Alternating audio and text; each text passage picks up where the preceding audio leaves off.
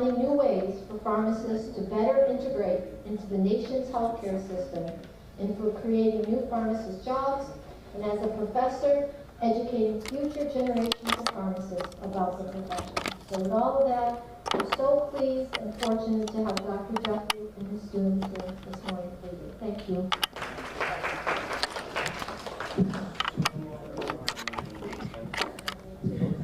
I think we're going to be doing 2 mics here because you're going to want to be able to hear on the TV, which is going to be recorded for. I guess this is our local access network. And I hope we don't give too much feedback if I try to hold 2 mics. No, it's okay. So thank you, Maureen, thank you for having us. I'm sorry there's no more time after my introduction for this rest of the presentation. We'll have to discuss this now.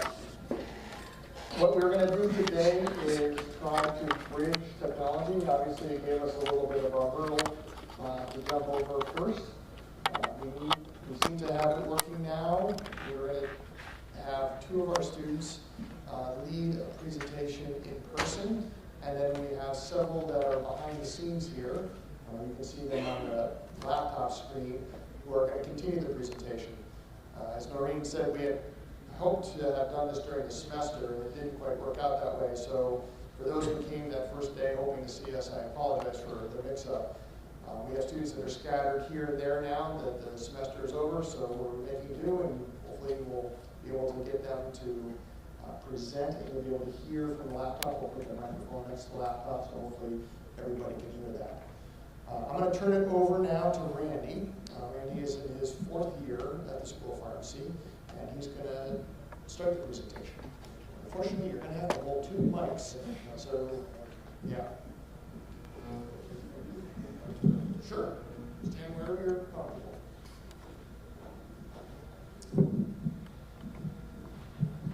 Okay. We're going to make the... Does that move?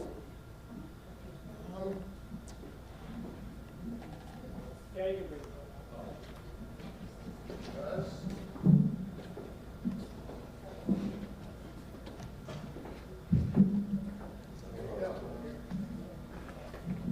For the TV.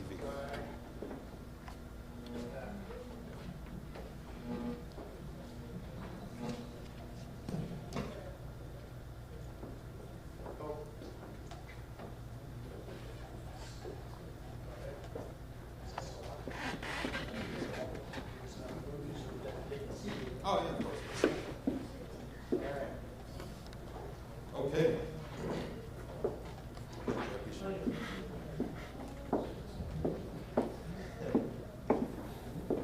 All right, so our presentation today is on medication safety. We're going to go over over-the-counter medications, navigate through the aisles, and how to better help increase medication adherence and medication safety in general, okay? So our organization for school is the American Society of Consultant Pharmacists, ASCP.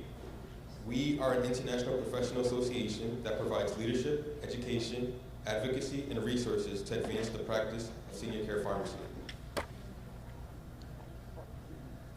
So today our presentation is going to take 3 steps. Our first one is going to be going over over-the-counter medications, navigating through the aisles of your local pharmacy. And then we're going to transition over to medication adherence in terms of storing medications, aids to help with your adherence, and also drug take-back day. And then we're going to wrap up the presentation with medication maintenance, addressing concerns on how to take medications. So first step of the presentation, over the counters, making sure you're taking the right medication for the right reason. We're going to break this down into 4 sections. First, we're going to go over the analgesics or pain relievers. After that, we're going to transition over to cough and cold products and a little bit of allergy as well, which I know is perfect timing because of allergies going on during the season. And then from there, we'll transition to dermatological products that you can use for rashes or skin irritation, and finish that off with gastrointestinal medications.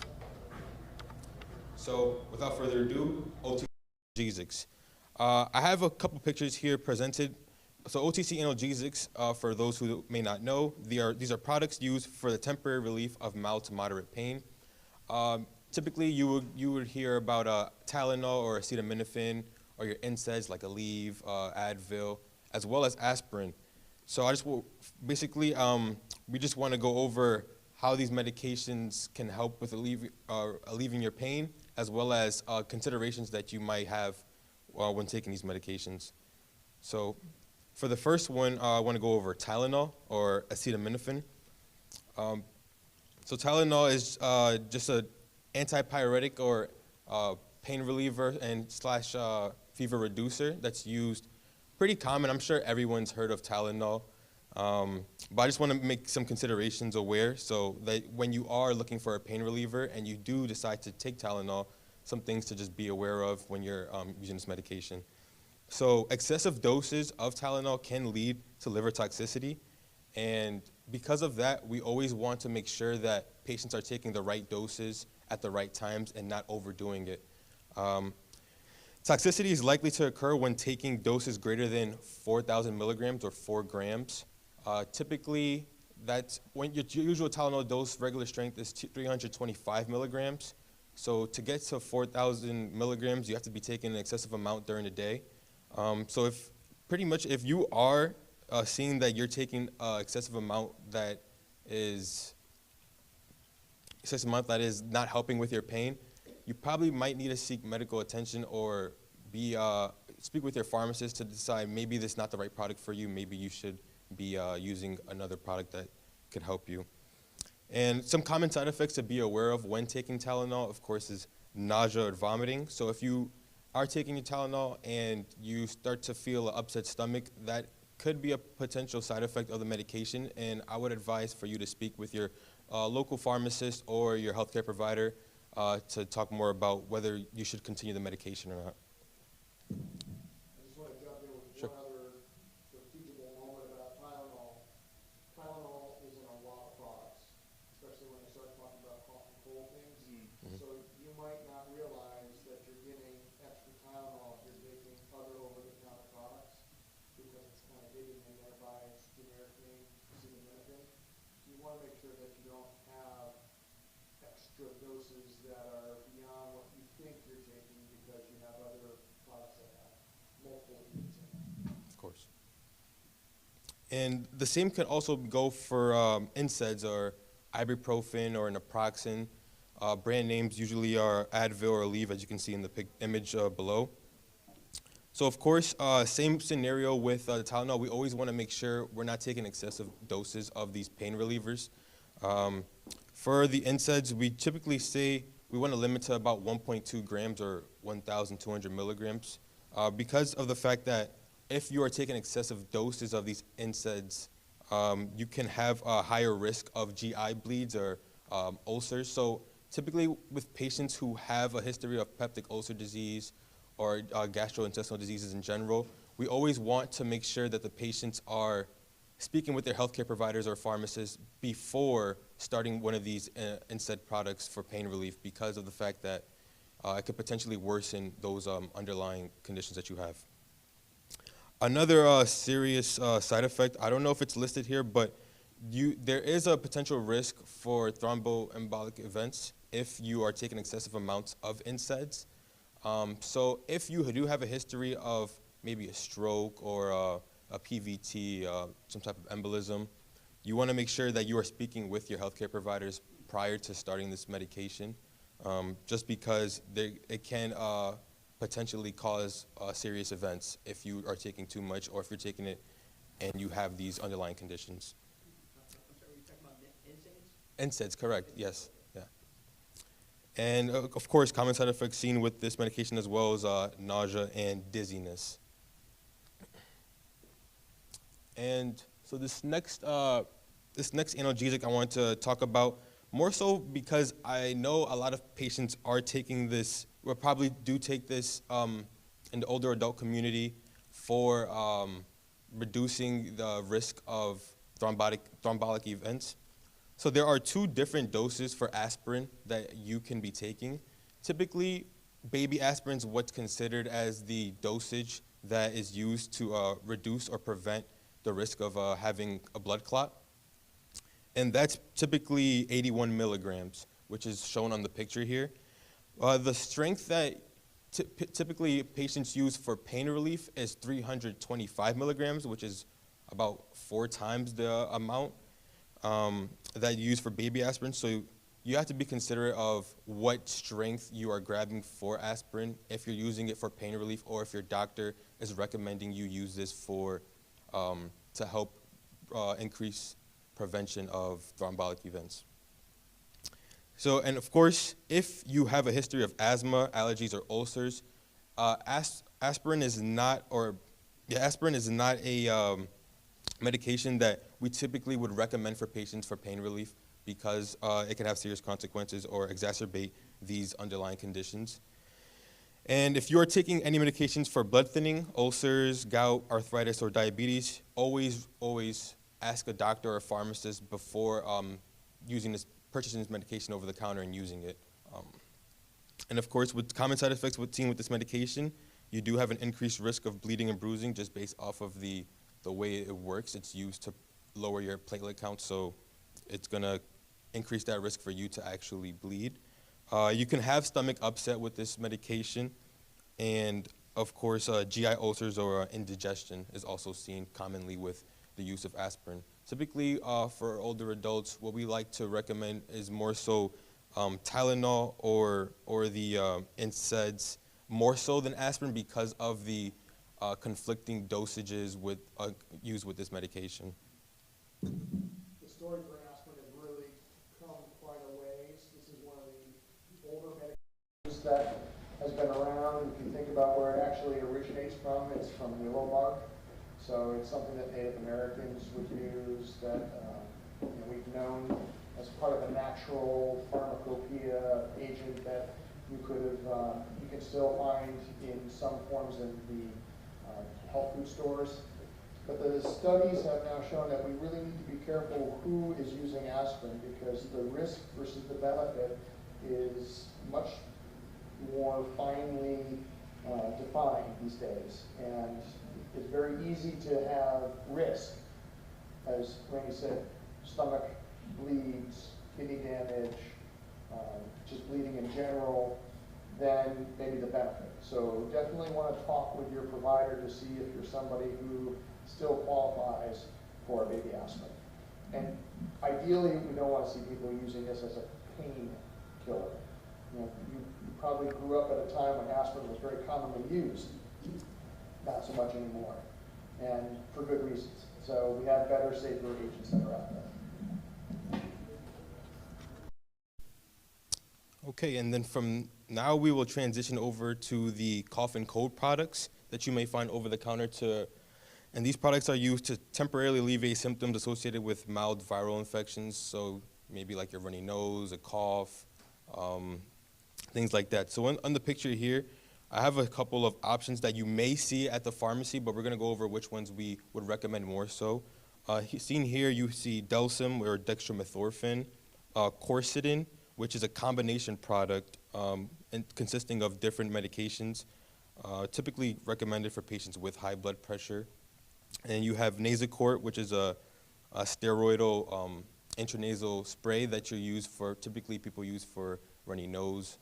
And then Benadryl, which we do not recommend. I wanted to put this picture up there just to show you guys, because I'm sure you guys have probably been more familiar with Benadryl at the pharmacy. It's been around for a long time as an antihistamine, but there are better options, and we will go over which ones those are.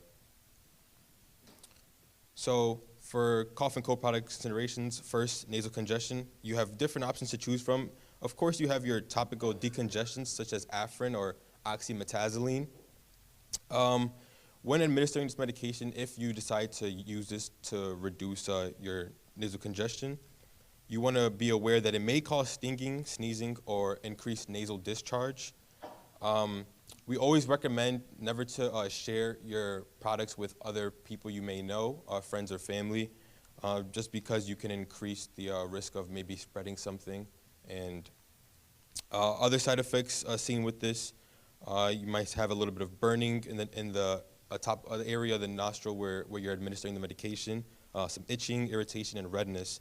And for oxymetazoline or Afrin specifically, we always want to let patients know that you don't want to use this medication more than 3 to 5 days because of the fact that you can have rebound congestion, which can actually be even worse than when you started using the medication for your congestion. So you always want to limit this product to 3 to 5 days. When it comes to, yeah. I just want to underscore that I've seen individuals that, and I use this word very carefully, are practically addicted to Afrin because they feel like if they stop it, their nose rebounds and things get worse. And that's a medical condition. Rhinitis medicamentosa is the condition name. And we don't want you to end up developing that by overusing the product. These are amazing. They work very quickly, short period of time. No more than 3 days is what you should be using this for. And so also we have another option, intranasal steroids. Typically these are your Flonase, fluticasone, or Nasacort, triamcinolone. I believe there's also an Astapro now that's out and newer on the market. So of course with these, you want to always follow appropriate administration. I'm sure we'll probably touch on administration a little later on in the presentation. And of course, we know that this is used to reduce inflammation or nasal congestion. And same type of side effects seen with this product as well.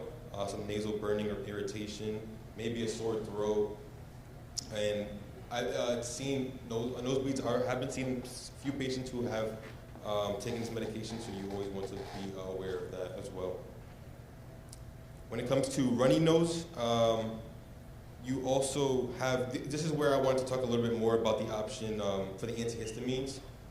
We have second generation antihistamines available, which you probably have seen ads about more recently, which are your Claritin or Loratadine, Zyrtec, Allegra.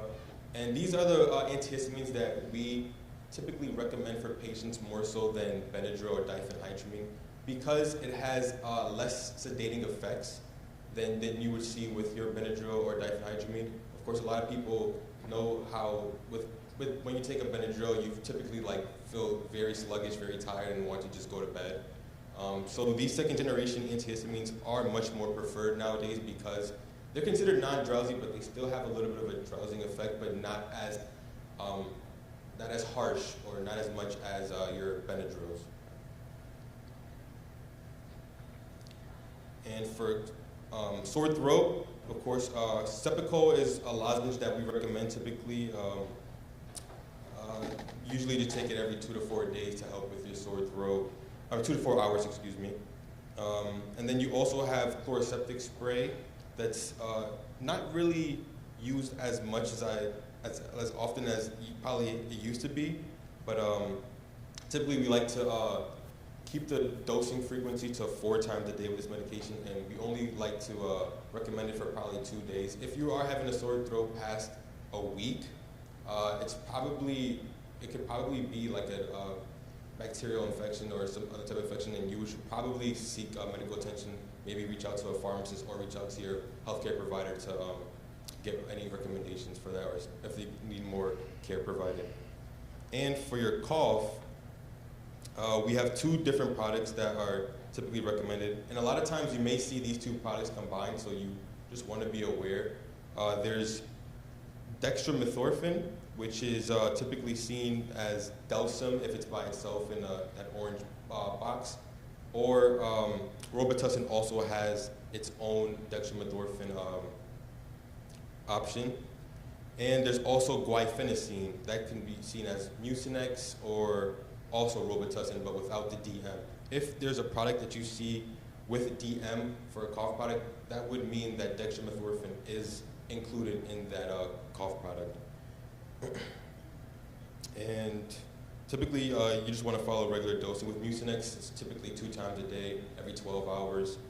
Delsym or dextromethorphan could probably be given 4 to 6 hours, depending on if it's needed. But we don't want to exceed too much dextromethorphan because it can have a few events. I don't want to say, I don't know what the right terminology is for it exactly. I'm pretty sure Dr. Jeffrey knows a little more. Just like mind-altering effects with seeing with dextrose. Hallucinogenic. Yes, hallucinogenic, yes. Yes, exactly, yeah. So you always want to be, yeah, I've seen that. You always want to be aware of how much you're taking when taking that product. And so with that, I am going to turn it over to one of my colleagues, Christian G. He's not in the room with us, but he is virtual, and he will be talking more about dermatological products. Before we go there, I just want to drive home a point that Randy made about the dextromethorphan. So that's what's going to stop the cough. And for a lot of folks, that's the product that you want to make sure that you're getting if you're buying an over-the-counter cough suppressant. Guaifenesin helps to loosen up the phlegm and help to get it out. I'm not so sure it's terribly effective, but that's what it's been sold for generations. But the dextromethorphan does actually help to stop the cough. And for some of you, that cough is most bothersome at night. So if you're going to be taking it, you may want to have a product that gives you several hours of relief. Take that in the evening so that you can get your sleep. And hopefully, wake up and you'll be more rested that way. Absolutely. All right, I'm going to see if we can get these guys to join us now. And I'm going to place the microphone up here so hopefully you can hear that. So go ahead. Can you guys hear me okay? Yes. All right. Thank you, Randy, for the introduction. I'll be talking about dermatological products. These are over-the-counter products that are designed to treat, relieve different problems of the skin. Okay.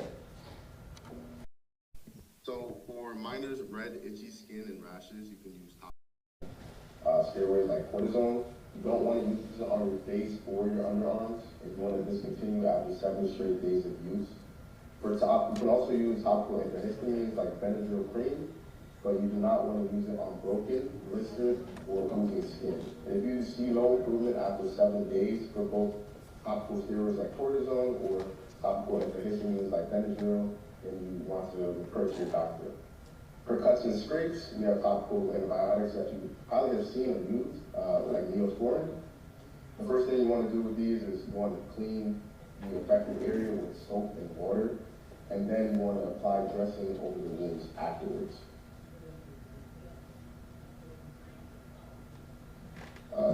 Yeah, thank you. For dry skin, you want to use a mineral oil plus petrolatum, such as Eucerin, Aquaphor, and Aveeno. After bathing, you want to apply this within 3 minutes. You can apply it 3 times a day, often for the best results. And then also for dry skin, another tip is to bathe in lukewarm water and keep your bath short. For joint pain, you can use a topical NSAID. As you have seen, it's Voltaren. You want to apply as directed using the dosing card. The dosing card recommends that you use about 2 grams for your upper extremities for things such as your arms, your hands, and your wrists, and 4 grams for your lower extremities like your knees and your ankles. Some of the side effects of Voltaren include mild temporary burning or stinging, and also for joint pain, you can use a topical analgesic called Bengay. You want to avoid contact with the mouth or nostrils because it causes irritation of these parts of the body, and do not use with clean path or occlusive dressings. So for gastrointestinal OTC products, these are products designed to help with common problems of the stomach, including constipation, heartburn, and diarrhea.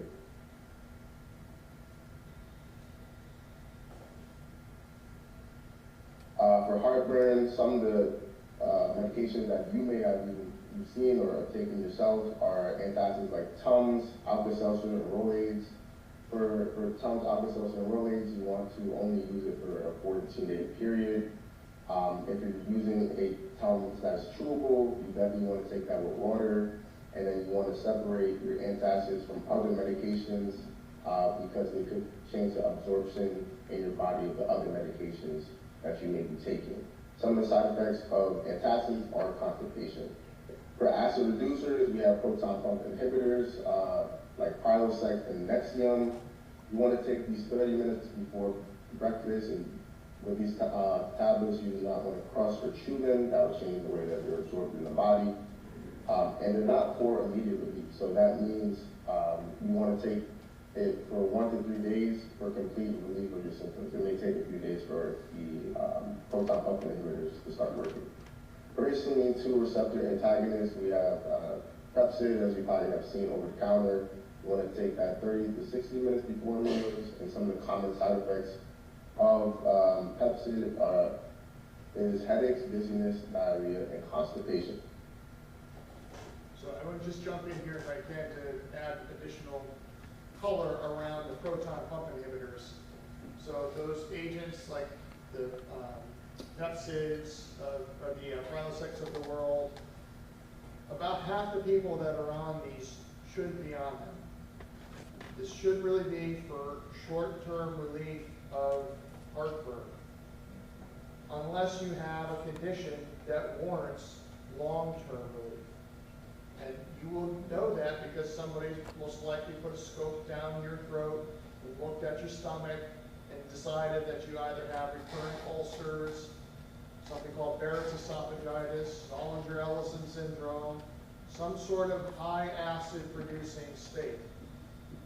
The reason we don't want people on these long term is because they have a whole host of side effects that we now started to realize accumulate with time. They affect your bones, they can increase your risk of developing pneumonia, they're not great for your kidneys in the long run.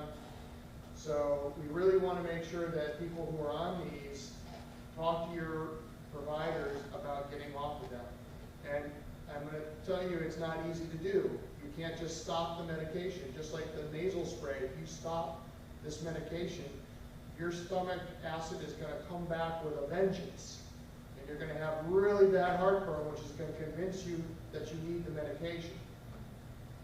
So we talk about de-prescribing as a way to de-escalate the dose and gradually taper you off. It can be done. It probably takes a month for most people to slowly taper the dose to get off successfully. And you may need to still have some Tums in the interim to help cover you if you have some rebound. But the idea is you shouldn't be on these medications on a daily basis. Half the people that are don't need them. Thank you, Dr. Duffy.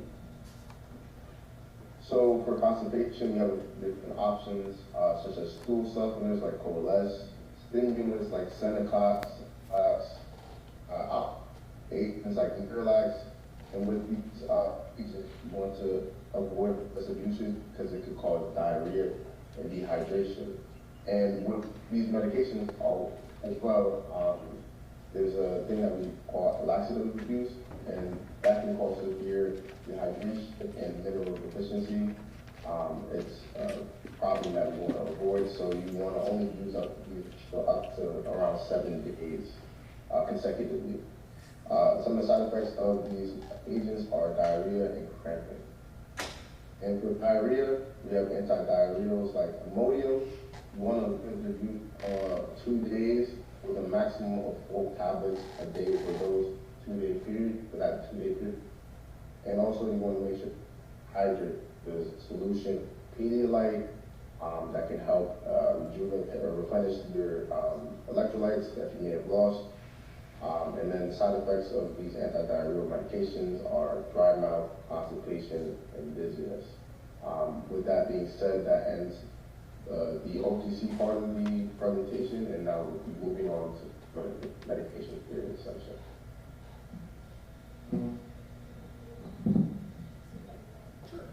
Hi, my name is Madison, and I'm going to move on to the medication adherence section, which is basically just telling you like how to take your medications the right way, because it can get a little confusing. So the first thing we want to talk about is how to properly store your medications. So something to remember to store your medications is put it in a high, dry place. So you want to keep it in its original container that you were given it in, and you want to put it somewhere away from light, moisture, and heat. So you want it to just be able to stay cool and dry. And away from kids. Right here. So something that you should not store your medication is, everyone wants to just put it in their medicine cabinet in the bathroom, but since there's going to be a lot of moisture there with showers and stuff, you want to keep it away from there. And then obviously keep it up high and away from kids. So with all these medications, it can be really hard to keep track of when you're going to take them and what to take and all that. So something we recommend is either some pill boxes, and you can separate it out by the day of the week, and that way you'll know which day you're supposed to be taking everything. Or you can put a reminder on your phone, especially if you want to take your medication at the same time every day. If you need to take it in the morning, maybe put an alarm that says, oh, take this one, and this one. And it can also be helpful to take all your medication at the same time every day. If you get into a pattern, I've also seen that it'll help you. You'll remember, oh, right after breakfast or before, whatever. And the last thing we recommend is maybe doing a medication calendar or journal, kind of seen at the bottom. And this will just always track when to take what and when. So the next thing we're going to talk about is how to discard of medications, and I'm going to move to Sydney on the computer. Hi everyone. My name. And wait, can we just go back to the slide before the start? Thank you. So we're going to talk a little bit about how important it is to discard of your expired medications. You want to make sure that you're checking the expiration dates on all of your medication bottles, because once your medicine is expired, it can cause bacterial growth, and there's no guarantee that your drug is still going to be safe and effective. And especially with antibiotic resistance risk, this increases after your medication has expired, and then especially when you guys are taking liquid medications, they can spoil over time, which can cause a lot of GI issues such as upset stomach and other things. So if you are taking a liquid medication and you notice that your stomach is upset, you want to just make sure that your medication is still within its use period. It can be tricky when you're trying to properly dispose of your old medications. However, we have two locations shown on the slide here that you can always take your drugs back to. The first one is located at the West Hartford Police Department, and it's a local drug collection box. And next, you could take your drugs to the CVS pharmacy located in Hartford, Connecticut, on 690 Wethersfield Avenue. So these are two places that you can always take your drugs back to. And then, since this presentation was supposed to be weeks before, and unfortunately to push it back, we did national on April 27th, 2020. Probably that was already passed, but once we have a National Drug Take Back Day, which if we go to the next slide, you can bring your medications to the police department or the residence trooper's office. However, this is once a year. It's usually towards the end of April, so we can make sure that next year we advertise that for you guys if you're interested in bringing it back on the National Drug Take Back Day. However, like I said before, you can always take it to the locations that we stated before, which was the CVS and the local drug collection box. And then I feel like a lot of the time when prescribed opioids, it's a little bit more intimidating on how to properly dispose of them. So I just want you all to be aware that when you are prescribed an opioid, you can always be with a opioid drug deactivation system. One that we have shown on the slide is a brand called Deterra, and it's basically just a and discards the opioids with this addition of tap water. And it's so important to make sure that we discuss because of how addictive they can be, and we obviously don't want them getting into the wrong hands, especially if you're no longer taking them, you no longer need them for pain or what you prescribe them for. And we have attached a how-to video. I think I'll probably share this presentation with you guys. It's a 1-minute video just showing basically you take the bag, you open it up, you put the pills that you no longer want or need in it, and it's just going to deactivate the drug so that it can't be displaced with wrong. And just want to jump in on that last discussion around these disposal bags. There was a law that was passed in Connecticut this session that is using the opioid settlement money to try to get these distribution kits to the public. You can access them now if you go to any pharmacy and ask for them. They should have them for you, and it's free. So you just have to ask for those kits. Yes? I just wanted to mention that I brought some with me today Okay. that you can take, and I have a standing order for a shipment every month now coming to the town hall. So if anybody needs them, we can make sure we have some for the senior center as well. Thank you. Unfortunately, we found through the opioid crisis that older adults were a source of access for their children and grandchildren to get pain medications. So we want to make sure that we're taking this seriously and disposing of things that you don't need anymore. Regardless if you don't have an opioid disposal kit, I don't want to overcomplicate the process of disposing of meds. The only thing you don't want to do is put them in your toilet or down into your water system. You can throw them out in your garbage. Most of the garbage in Connecticut gets incinerated. And in my 26 years of doing this, I've yet to see somebody tell me that they've had an issue with somebody going through their garbage trying to find the one pill that they wanted to take to get high. It's generally not a concern. So if you want, you can take your prescription, you can empty it into one garbage can, you can throw the bottle in another garbage can, tie it up, and put it into your usual weekly pickup. I wanted to mention that on the last April 27th, we collected 310 pounds of discarded medications, and we will be having another drug take back every 6 months in October, at the last Saturday in October. And the police department is open 24 hours a day. You can always walk in, drop off your Yes. Plenty of ways of disposing of medications. Just don't put them in the toilet. Okay, and now we're gonna pass it over to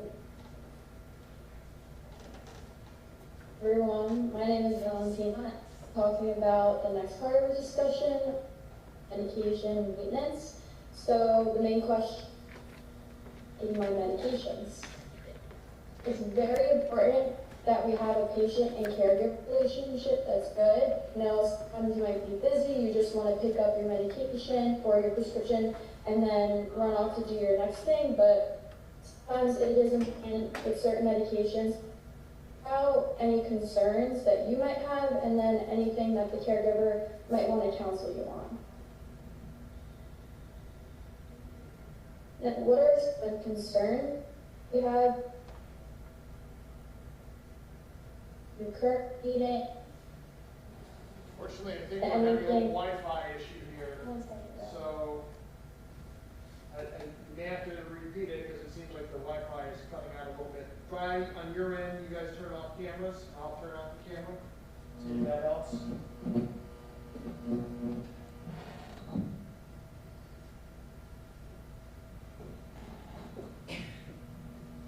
Go ahead.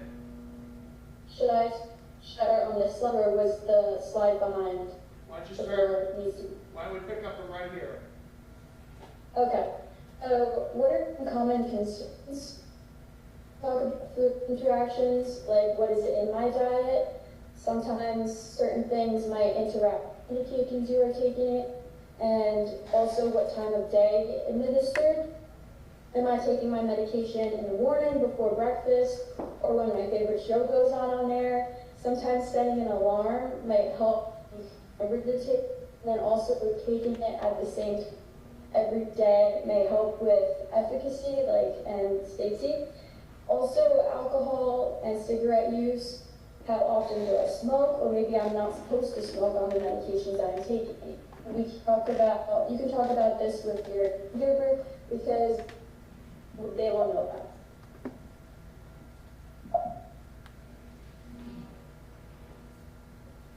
Sorry, I screwed up the mic.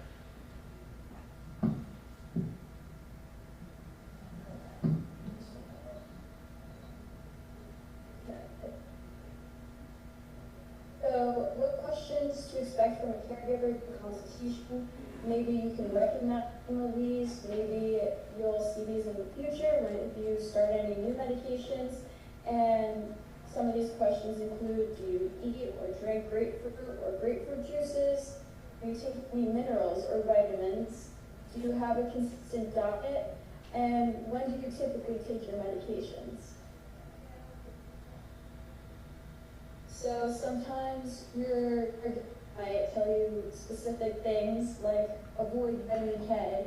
And what does that mean? So here we have the pictures or examples of what that vitamin K diet would look like, which include blueberries, tuna fish, and tomatoes. They might also talk about avoiding leafy greens or eating leafy greens or maintaining a certain diet. And those examples would include kale, spinach, and avocados. And what are different meat-containing foods? They would be cured meats, pickled foods, aged cheeses. And what's important about these foods is that they might affect the efficacy, how well your medication is working, depending if you are on blood thinners or depending if you are, if you can get high blood pressure from them, such as like the tyramine containing foods. And now I'll pass on to my hub. She'll lead this discussion. Hi everybody, my name is Kate, and the first thing that I'm in, mineral medication. So minerals are taken up with food. Some examples you can see: calcium in milk, phosphorus in meat, potassium in bananas, and magnesium in nuts. In addition to intake with food, these substances are frequently ingested by many people as supplements. Several minerals can interact with drugs, whether between have all the medication mixed or another interaction. So it's very important to inform your provider if you're taking any supplements. Now, how does food play a role in my medications? It plays a role in many ways, but these are just two examples I picked out. So one example is eating food can cause blood to rush to your stomach, which may impact your ability to metabolize or break down the medication. Another example is eating food can raise your stomach pH, leading to a decreased ability of the drug to break down in the body. Now, you may be asking yourself, why should I avoid smoking or drinking? First question, why should I avoid smoking? It's because some ingredients in tobacco smoke may induce enzymes involved in break certain medications. Therefore, it is best to avoid smoking altogether when taking some medications, so you should inform your provider if you are a smoker. And the second question, why should I avoid alcohol? It's because mixing alcohol with certain medication can cause nausea, vomiting, headaches, drowsiness, or other side effects. It can also put you at risk for internal bleeding, or heart problems, and difficulty in breathing. Therefore, ask your provider if you're on a medication or plan on taking a medication that may have an interaction with alcohol. Now, to the time of day pattern. Having a set time, you need to avoid abnormally moves, and some medication be taken during the day, and be a diuretic or pills, because they cause people to urinate more frequently. So your doctors have you take these in the morning to avoid you getting up in the middle of the night to use the bathroom. Other medications can be taken at certain times due to how food affects them, the absorption. Sometimes food may decrease the chance of an upset stomach, or sometimes food may increase the chance that the drug will work as well. So you should talk to your doctor about what time to take your medication, before or after meals. And then lastly, your provider may recommend taking some medications at bedtime. This is because the medication can cause drowsiness, and it's better if you're just heading to bed rather than going out to do your daily activities and feeling drowsy throughout the day. Be sure to ask your pharmacist when you're picking up your prescriptions to have them give you a suggestion on what's the best time of day to take your medications.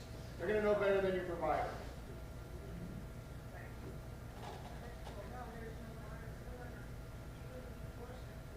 If your diet and lifestyle works for you and it makes you happy, stick with it. And also there's always room for improvement, which is when you can talk with your provider or the pharmacist. If not, come up with a plan with your provider or your pharmacist as well about what would be best with you and any medications you are currently taking. Now, what happens if you're experiencing any adverse effects? The main thing to do is call your doctor or talk to your pharmacist, because medications shouldn't be stopped abruptly even if you're experiencing adverse effects that you don't like. Just make sure to talk with your pharmacist. And if you're experiencing any life-threatening symptoms, like an allergic reaction, throat closing, or a rash, make sure to call 911. And then the last thing we're going to talk about is trusted sources of information online. So I know the people usually tend to look at the first thing that pops up when you search something on Google, but if you're looking for trusted information, the FDA and Medline Plus will give you good information on your medications. And then now we're just open to questions. Thank you. I know we got started a little late, so we're about 5 minutes or 3 minutes over now, but if some of you have some medications that you'd like to sit down and walk through, why don't we do a few questions, and then we'll break for the medications, okay? So you have Anna first?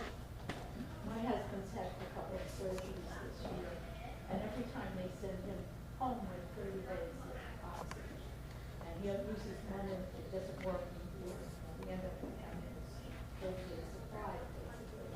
Is there a reason why they automatically send 30 days for a lot of people? 30 is a common amount that gets dispensed from pharmacies.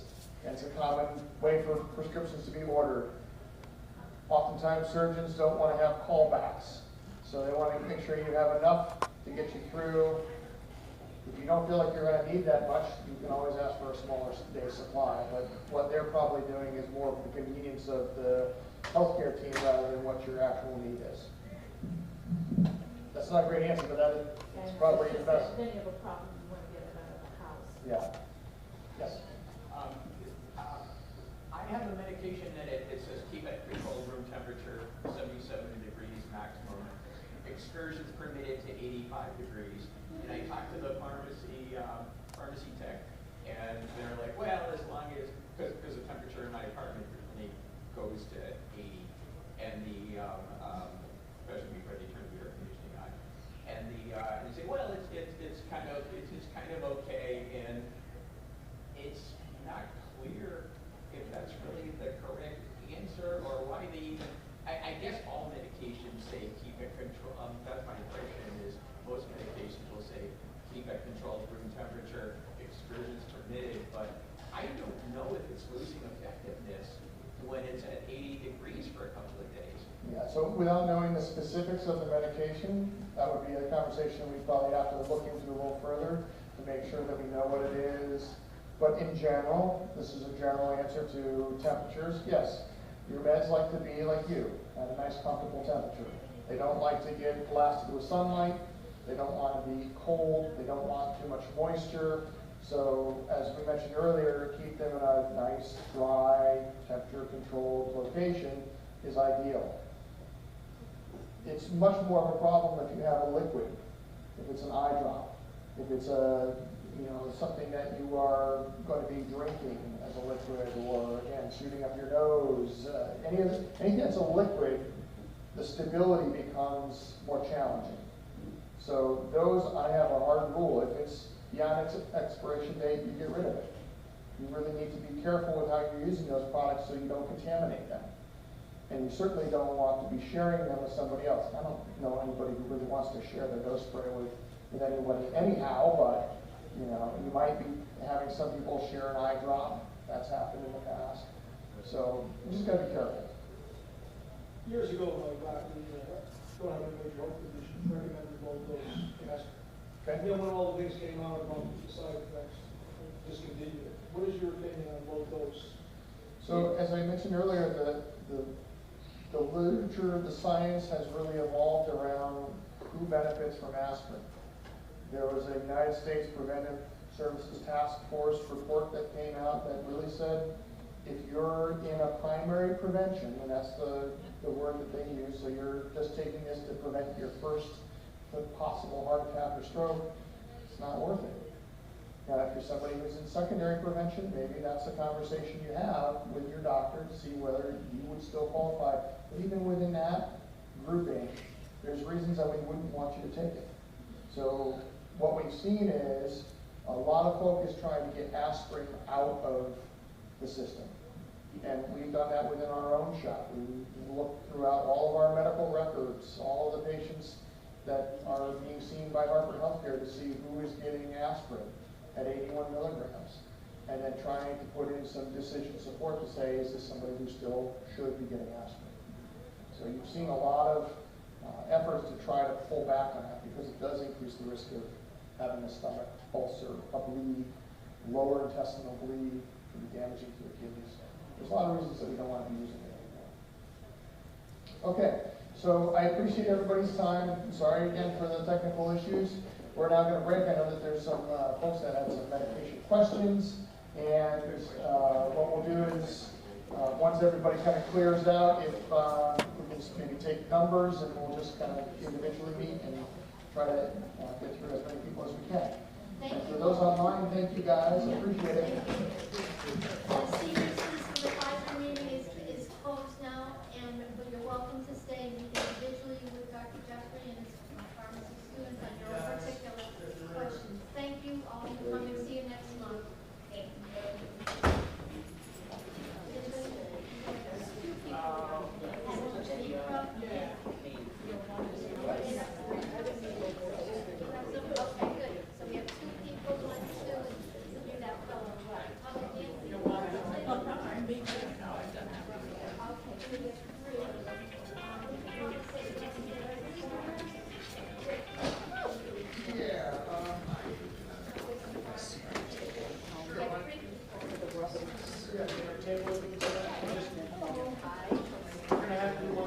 All right, I'll see you next week.